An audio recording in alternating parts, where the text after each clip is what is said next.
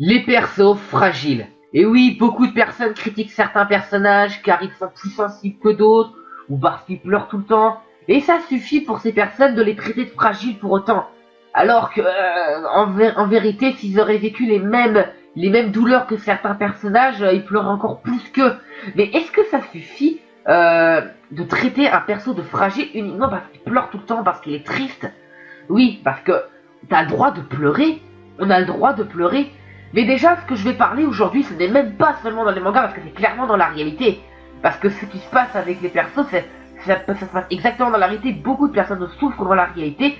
Et les gens en profitent pour te briser de l'intérieur, parce que ça leur fait un plaisir fou de détruire. Parce que rien qu'avec une larme, pour eux, ça fait de toi de quelqu'un de fragile. Et beaucoup de personnes critiquent pour des simples larmes, sans comprendre leur signification. Les larmes, vous voyez, les larmes, ça peut exprimer tellement d'émotions différentes. Parce qu'on peut pleurer quand ça va pas, on peut pleurer quand on se sent faible ou inutile. On peut aussi pleurer en repensant à des souvenirs douloureux ou lorsqu'on se sent différent. On peut aussi pleurer lorsqu'on se sent abandonné, quand on est rejeté, ou lorsqu'on n'a plus la force de vivre. Et oui, les larmes peuvent signifier tellement de choses. Parce que tu peux pleurer, mais la personne qui est en face de toi ne saura jamais pourquoi tu pleures. Elle saura jamais si tu pleures de chagrin, si tu pleures parce que tu es heureux, ou personne ne saura. Personne ne saura. Tu peux même pleurer de peur. Les larmes surviennent lorsque tu ressens une émotion très forte. Voilà. Mais avec cette émotion, ça peut être aussi une sorte de cancer. Parce que c'est ce cancer qui permettra aux autres de t'achever. Mais les larmes sont souvent synonymes de solitude. Certaines personnes mettent de côté une personne car elle peut être différente. Sans doute parce que cette personne elle est obèse, elle est intelligente, voilà, parce qu'elle est différente et que peut-être que les gens la mettent de côté parce qu'ils sont jaloux.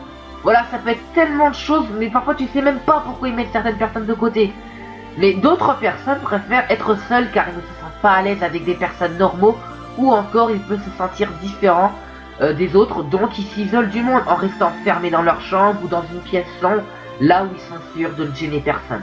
Mais au fond de son cœur, cette personne aimerait avoir un ami sur qui compter, en qui il peut avoir confiance. Mais dans certains cas, il peut avoir une personne prête à te tendre la main. Une personne peut changer beaucoup de choses dans ta vie, tu vois. Avoir un ami alors que tu te sentais seul, fait de cette personne bien plus qu'un ami, mais un frère. Mais les bonnes choses ne durent pas éternellement, car dans certains cas, cette personne que tu considérais comme un frère peut te lâcher la main à cause du regard des autres. Vous savez, les mots peuvent avoir un tel impact que ça peut même briser une amitié de fer. Mais en cédant au regard des autres, cette personne qui lâcha la main à son ami ne réalisa pas qu'il a laissé derrière lui un être qui aurait pu être un frère, avec qui il aurait pu rire, avec qui il aurait pu pleurer. Mais en lâchant cette main, il n'a même pas seulement laissé tomber un trésor, il a aussi brisé le cœur de quelqu'un. Un cœur qui ne demandait que de l'amour, et cette personne qui l'aura brisé ne pourra même peut-être plus accorder sa confiance à personne. Et au final, cette personne se retrouvera de nouveau tout seul en attendant qu'une seule chose, la mort. Pour certaines personnes, l'amour d'un parent ne suffit pas pour être heureux, car malgré cet amour, cette personne se sentira toujours différente des autres et ne voudra pas chercher à vivre sa vie à fond. Tout ce que cette personne pourrait faire, c'est vivre dans ses rêves, là où il se sent chez lui, bien que cette personne sait que les rêves ne se réalisent jamais et que ça le déconnecte du monde réel, ça restera à jamais l'endroit où il sera le plus heureux et l'endroit où il pourra toujours voyager avec ses amis imaginaires. Mais on peut aussi pleurer lorsqu'on est amoureux, lorsque tu te confesses à une personne, c'est à ce moment-là que ton cœur est le plus fragile. Un simple mot pourrait le briser, tout comme il pourrait le combler de bonheur. Mais lorsque ton cœur est brisé, tu te sens impuissant, la honte t'envahit, la peur te ronge, tu es tellement brisé que tu ne trouves même plus la force de parler, tu ne trouves même plus la force de bouger, tu as tout simplement envie qu'il pleuve pour que la pluie cache tes larmes. Mais moi, pour ma part, je pense que les pires larmes qui pourraient exister dans ce monde, c'est les larmes de trahison.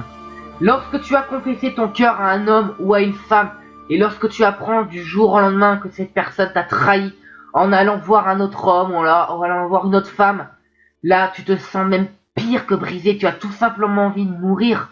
Parce que tu as ouvert ton cœur à cette personne, tu lui as avoué tes sentiments, et cette personne t'a même accepté. Et quand tu regardes qu'au final, en fait, tu lui as même pas suffi, qu'il lui fallait une autre personne pour satisfaire ses besoins. Et à ce moment-là, tu te sens perdu, ton corps tombe, tu ne peux même plus bouger, ton cœur est brisé, la honte t'envahit, une honte tellement puissante dans le fait d'avoir ouvert ton cœur à une personne qui ne t'aimait même pas à la base, qu'il était là juste pour ton corps et juste pour la réputation. Ça, c'est le genre de personne qui arrive. C'est l'être humain. L'être humain prend toujours un plaisir à briser le cœur d'une personne. L'être humain prend toujours un plaisir à donner de l'espoir à une personne. Et lorsque cette personne est remplie d'espoir, ça leur rend toujours un plaisir de le briser. De briser cet espoir pour que cette personne vive dans la douleur et la honte à jamais. Mais dans certains cas, tu peux avoir des humains qui sont prêts à te tendre la main, prêts à te donner de l'amour, prêts à t'aimer, même si ton cœur a été brisé, même si ton cœur a sombré dans les ténèbres. Rien qu'une personne pourrait réparer ce cœur brisé et remplir de lumière ce cœur qui avait sombré dans les ténèbres. Mais sachez que les êtres humains ne sont pas les seules personnes au monde qui pourraient vous remplir de bonheur. Car parce que les animaux sont sans doute pour ma part les meilleurs dans ce domaine. Les chiens te donneront toujours de l'amour, même si tu les frappes, même si tu les maltraites. Les chiens pardonnent toujours. Les chiens te pardonneront toujours de l'avoir fait du mal, car ils t'aimeront à jamais. Ils seront toujours là pour te protéger. Car cet animal que tu croyais que c'était un objet, que tu croyais que c'était juste un animal domestique comme ça, mais ce chien te considérait même bien plus comme un maître. Bien plus, c'était carrément son monde. C'était carrément son monde. Et l'humain prend toujours un plaisir de le briser. Mais lorsque cet humain aime profondément de son cœur cet animal, et lorsque cet animal finit par s'éteindre, alors là tu te dis que la vie est injuste. Et je suis amplement d'accord. Lorsque tu as une personne qui t'est chère, lorsque tu as une personne que tu aimes par-dessus tout, que ça soit un homme ou un animal, tu te dis que la vie n'a aucun sens, que la vie est injuste.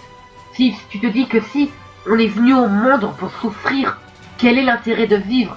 Quel est l'intérêt de vivre dans un monde où toutes les personnes qui te sont chères finissent par mourir les uns après les autres?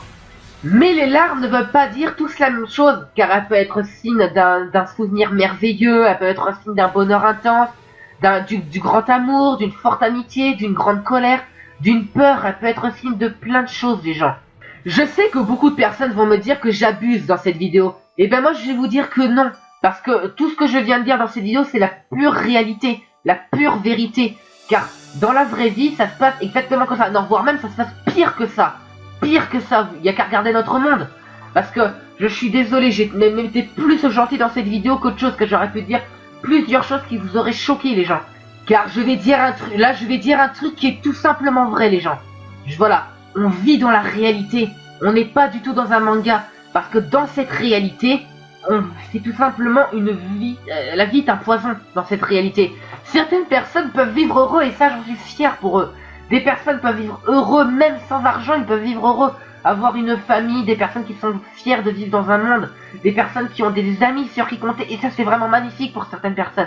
Mais pour d'autres, la vie est injuste, la vie est un poison, et là vous pouvez me traiter de fragile, vous pouvez me traiter de ce que vous voulez, vous pouvez me dire que je suis qu'un petit gamin qui n'a pas d'amis, ça je m'en bats littéralement les couilles d'une puissance cosmique, d'une puissance intersidérale, je m'en bats littéralement les couilles. Mais pour moi, la vie dans un manga, c'est tout simplement un bonheur. Parce que les mangas est un bonheur. Parce que dans ce bonheur, enfin dans ce manga aussi, tu peux carrément te visionner là-dedans. Tu peux carrément même si mes amis sont imaginaires, de toute façon tu le sais que c'est imaginaire. Tu le sais que tu vis dans la réalité et que tu n'arriveras jamais à vivre dans un manga ou à vivre comme dans un manga dans la réalité. Avec des amis, avec des personnes qui te sont chères. Ça tu sais que tu n'arriveras jamais à ce but. Voilà, mais tu continues de rêver. Et ça, je vais vous dire que c'est un des plus gros points forts de la vie. Car la vie nous a donné une possibilité, les rêves. Les rêves, pour moi, c'est quand même une source d'espoir. Voilà. Même si notre espoir est complètement brisé, on a toujours des rêves. On a toujours des rêves qui nous arrivent un truc exceptionnel. Voilà, on rêve tous d'un truc comme ça. Enfin, peut-être pas tous, il y en a peut-être des gens qui en ont rien à foutre. Bon, bah, généralement, moi, par exemple, j'aimerais bien qu'il m'arrive un truc exceptionnel. Même si je sais que ça n'arrivera jamais. Je le sais. Mais je continue de rêver. Et là, vous allez me dire que, ouais, mais pour ta vie future, ça va être un poison, ni. Mais ça, je m'en fous. Parce que je vais vous dire, les gens, on n'a qu'une seule putain de vie. Voilà. Et on va tous mourir un jour, les gens. On va peut-être mourir demain, on va peut-être mourir dans 1 an, dans 10 ans. On sait pas quand on va mourir. Alors autant profiter de la vie. Alors n'abusez pas de cette phrase, n'allez pas dire ouais on va tabasser des gens parce que ça nous fait plaisir, et puisqu'on va mourir demain on s'en bat les couilles. Voilà, non, mais les gens, non, je parle pas comme ça. Je parle pas comme ça, non, quand je dis de profiter de la vie, c'est que, enfin, peut-être que vous n'en avez rien à foutre, c'est que, pour moi, on a tout de même un devoir. Et ce devoir, c'est de vivre pour les personnes qui ne peuvent plus vivre leur vie à fond. Tu as des personnes qui sont paralysées, t'as des personnes qui ne peuvent, qui sont handicapées, des jeunes qui peuvent plus sortir, t'as des personnes qui sont condamnées. Nous, on se doit de vivre pour eux. Tu vois ce que je veux dire? Voilà. Je viens de me réaliser, les gens, que je me suis complètement égaré du sujet. Je viens de parler de la vie, alors qu'à la base, je devais parler des larmes et des persos fragiles. Ouais. Enfin, des persos qui sont considérés comme fragiles. En fait, je crois que je viens de vous balancer tout ce que j'avais sur le cœur et que d'une façon ou d'une autre, même si pour vous ça n'a aucun rapport, pour moi c'est un gros rapport en ce que je viens de parler là et les larmes. Ouais, donc si ça vous a fait chier, je m'en excuse. Même si je m'en bats un peu les couilles, mais bon, voilà. Alors je suis sûr que certains d'entre vous vont sans doute me traiter de fragile et de gros gamin. Bon, même si j'ai que 17 ans, mais bon, ça on s'en bat les couilles. À la fin de cette vidéo, je vous dis que je vous emmerde les gens. Voilà, il n'y a pas d'autre mot, et puis de toute façon, les personnes qui iront faire dans cette vidéo, c'est les personnes qui se sont sensibilisées, quoi. Voilà, qui se sont sensibilisées dans les personnes qui ont brisé le cœur de d'autres personnes. Bon, après, tu peux briser le cœur d'une personne hein, sans le faire exprès, ça aussi, ça arrive. Hein. Mais bon, voilà. Alors, avant de conclure cette vidéo que vous avez sans doute pu trouver emmerdante et ennuyeuse, moi, je vais vous dire cette phrase. Avant de juger une personne, apprenez à connaître le sens de leurs larmes, car en faisant cela, vous pourrez peut-être constater que vous n'êtes pas si différent de la personne que vous avez jugée. Alors moi je vous dis, allez-y, pleurez un bon coup si vous êtes triste, n'ayez pas honte, pleurez quand vous êtes triste, pleurez quand vous êtes en colère, mais surtout, pleurez lorsque vous êtes heureux, car le bonheur ne dure pas éternellement. Les persos fragiles. Et oui, beaucoup de personnes critiquent certains personnages car ils sont plus sensibles que d'autres, ou parce qu'ils pleurent tout le temps, et ça suffit pour ces personnes de les traiter de fragiles pour autant. Alors que, en vérité, s'ils auraient vécu les mêmes douleurs que certains personnages, ils pleurent encore plus qu'eux. Mais est-ce que ça suffit de traiter un perso de fragile uniquement parce qu'il pleure tout le temps, parce qu'il est triste? Oui, parce que t'as le droit de pleurer, on a le droit de pleurer. Mais déjà, ce que je vais parler aujourd'hui, ce n'est même pas seulement dans les mangas, parce que c'est clairement dans la réalité. Parce que ce qui se passe avec les persos, ça se passe exactement dans la réalité. Beaucoup de personnes souffrent dans la réalité. Et les gens en profitent pour te briser de l'intérieur parce que ça leur fait un plaisir fou de détruire. Parce que rien qu'avec une larme, pour eux, ça fait de toi de quelqu'un de fragile. Et beaucoup de personnes critiquent pour des simples larmes, sans comprendre leur signification. Les larmes, vous voyez, les larmes, ça peut exprimer tellement d'émotions différentes. Parce qu'on peut pleurer quand ça va pas, on peut pleurer quand on se sent faible ou inutile. On peut aussi pleurer en repensant à des souvenirs douloureux ou lorsqu'on se sent différent. On peut aussi pleurer lorsqu'on se sent abandonné, quand on est rejeté, ou lorsqu'on n'a plus la force de vivre. Et oui, les larmes peuvent signifier tellement de choses, parce que tu peux pleurer, mais la personne qui est en face de toi ne saura jamais pourquoi tu pleures. Elle ne saura jamais si tu pleures de chagrin, si tu pleures parce que tu es heureux, ou personne ne saura. Personne ne saura. Tu peux même pleurer de peur. Les larmes surviennent lorsque tu ressens une émotion très forte. Voilà. Mais avec cette émotion, ça peut être aussi une sorte de cancer. Parce que c'est ce cancer qui permettra aux autres de t'achever. Mais les larmes sont souvent synonymes de solitude. Certaines personnes mettent de côté une personne car elle peut être différente, sans doute parce que cette personne